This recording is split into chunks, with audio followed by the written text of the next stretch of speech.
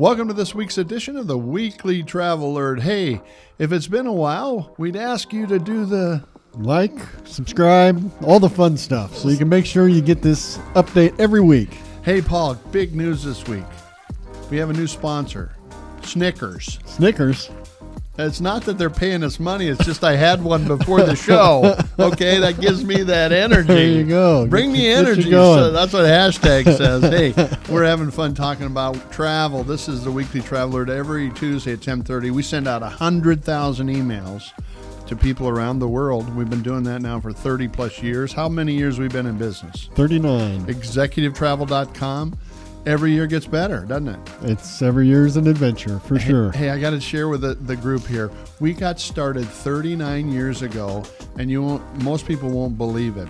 We started I walked around, but this is when typewriters were on the desk of secretaries. You're aging ourselves I said, here. would you like a free word processor, a free IBM word processor? And they said, yeah. I'd like that. And so we put it on their desk and we said, oh, by the way, I'm going to plug it into this modem, put it into the wall. You can book your airline tickets. It came right into our office in Lincoln, Nebraska, 39 years ago. Before the internet, we were one of the first internet companies. We were. So, hey, a little bit of history. Now we're into the Weekly Traveler.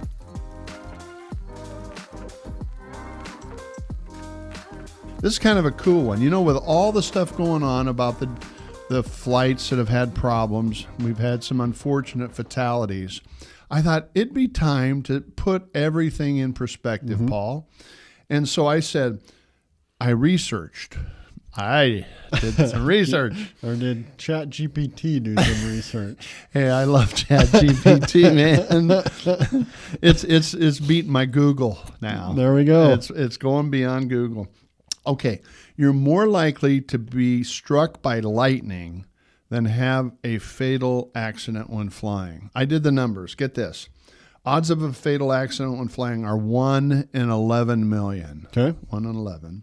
The odds of dying in a car accident are 1 in 103. So 1% chance, roughly, of dying in a car accident during your lifetime. Yeah. During your lifetime.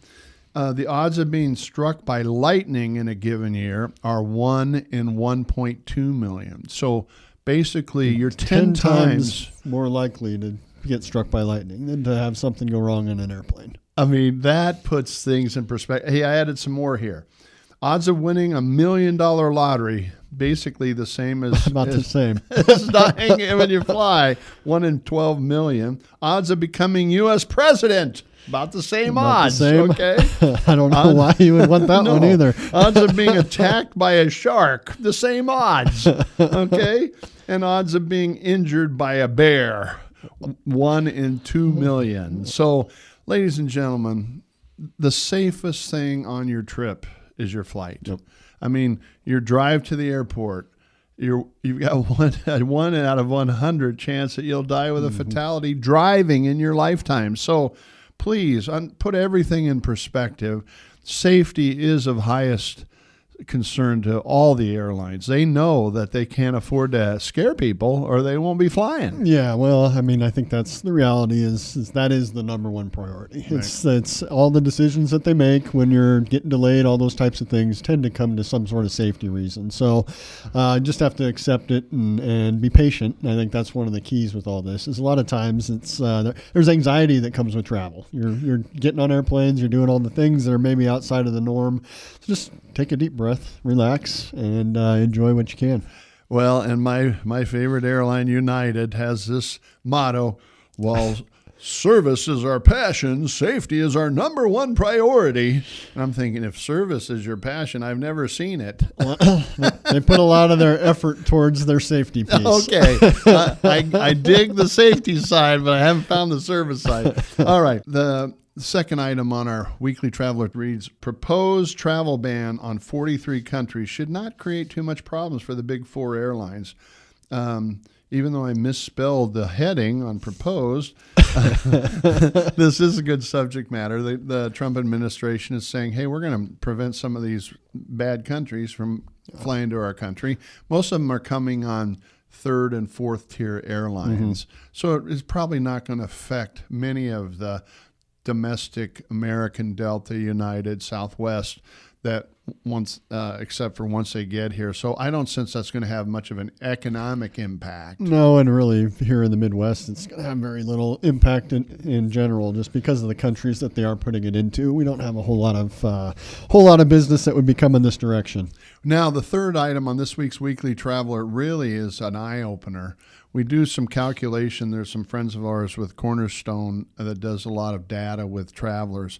Well, they found out the average price of a business trip is now $1,484, Paul. Mm-hmm. Think about it. When you send a business traveler out on the road, you're going to spend basically $1,500, and that doesn't include the food. The food and beverage. Yeah, food and beverage. So you're going to add $2, $3, $4, probably.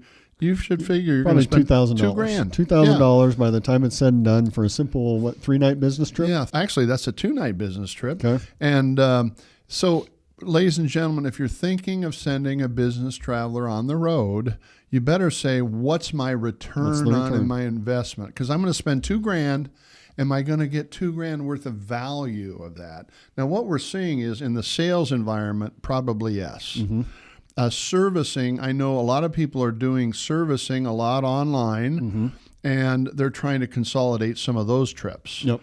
And then, of course, meetings or virtual meetings has made a big difference since COVID. Mm-hmm. But now we're seeing people go to a lot more meetings. There's a lot more meetings to go to. Well, I think when people went virtual, now the meetings are different. People are now being brought back in. So people you used to work in an office with, now they're having to fly people back in to have that rapport rebuilt. You bet. And we're also seeing where people realize that the value of a meeting often takes place in the lunch, it's not in the coffee meeting. shop, the bar after the meeting. It's all those networkings that are the power of all these conferences. That is definitely what I find. I was down in Scottsdale a couple weeks back with some other agency owners, and the meeting is great. You've got your formal formats and all that type of stuff, but where the real meat comes is when you can pull somebody aside one-on-one, that they've got similar issues or opportunities on the horizon, and you can brainstorm and really get deep into that. So that is the value of those in-person meetings, is being able to get that takeaway. And let's face it, Paul, you enjoy a little bit of the bourbon and the cigar. cigar Lounge, 6 blocks away from that hotel every time too. Yes. All right. So number 4 item on this week's edition of the Weekly Traveler: Big 3 airlines of American, Delta, and United licking their chops as Southwest drops their bags fly free. Paul, Southwest for 3 decades has basically been marketing bags fly free, bags fly free, bags fly free. And what did they announce? They announced no more bags flying You free. and I thought they would maybe take do it from one bag. Yep, take it to one. Well, I did. I mean, if you go do a little research, it sounds like if you have their credit card. Yeah. So, and I think that's the thing is we've talked about the revenue for the airlines comes from points, frequent flyer miles, and things like that. That they sell to credit cards. That they sell to the credit card. So, in order to get that, they're now encouraging, and I think they'll get a lot of takers on that to go get that credit card, even if they're not going to use it. Look at Ryan has one of their credit cards, is Southwest Rewards, right? Companion Pass. Companion Pass. Not anymore. Okay. Well, which is actually, when this show shows up, you'll have a few days that you can still apply for the free Companion Pass on Southwest Airlines by taking their credit card. Costs $69 a year. You got to spend $4,000 within 90 days. Yeah, and then you get a free Companion Pass for a year. Through the end of what, March? February of 2026. So, great deal. But anyway, the bags fly free will generate for Southwest, because they're getting rid of it, over $1 billion. Mm-hmm. And then you add seat assignments, there's another $1 billion. Yep. So Southwest will be looking more like Delta, American, and United a year from now. And they won't have first class, but they'll have designated priority comfort seats. Yep. So big news. Now, I had noticed Frontier Airlines, you know what they're doing? They went with the free bags. They're just for a month. Just for a month. They're like sticking Southwest in the side. Their marketing team is taking advantage. They're having a little fun. Hey, that's fun marketing, right, Ryan? Here's what the major airlines charge for checked bags. I put together a list in our Weekly Traveler. Basically, American's first check bag is 40 and then 45 for the second. Delta's 35 and 45. United's 35 and 40. You're going to spend each direction roughly 35 to 45 bucks. Mm-hmm. So it's 90 to 100 bucks a round trip. So, ladies and gentlemen, you got to learn to do carry-on. You got to learn to pack with fewer clothes. Think how much you can pay to wash your clothes. Exactly. You can wash your clothes in Atlanta for 20 bucks and not pay $100 for all this luggage. Ladies and gentlemen, when are you going to listen to me? Okay? Now, there's a ways to get around it. Credit cards come in. Okay, first I had elite status. Okay, yep. If you get elite status, they don't charge you for the check-in. And then the co-branded credit cards, right?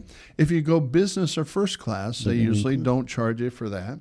International flights, a lot of them still don't charge for that luggage check, first bag. The other thing with those is even if you are doing a long international trip, a lot of times they have a larger weight limit. Yeah, so, like up to 70 pounds. So you can get that larger bag and instead of having to do multiple bags and potentially having to pay for the excess bags. I can almost fit my wife in one of those bags. Okay, she can fly free. How about Marie flies free? Hey, and number 4 on my list is consider bundled options. A lot of United, Delta, and American now, when you book something, they'll say, would you want to buy this bundle with premium seats and free luggage and that type of thing? I've never done that, but some people do it. It's kind of the new trend that the airlines are going to try to get more revenue because, there will be people that are going to buy that bundle and not necessarily use everything that's a part of that bundle. So that is one of the strategies that they've definitely been working on for the last handful of years. Hey, on behalf of Snickers, thanks for joining us this week in the Weekly Travel Alert. We'll see you next week.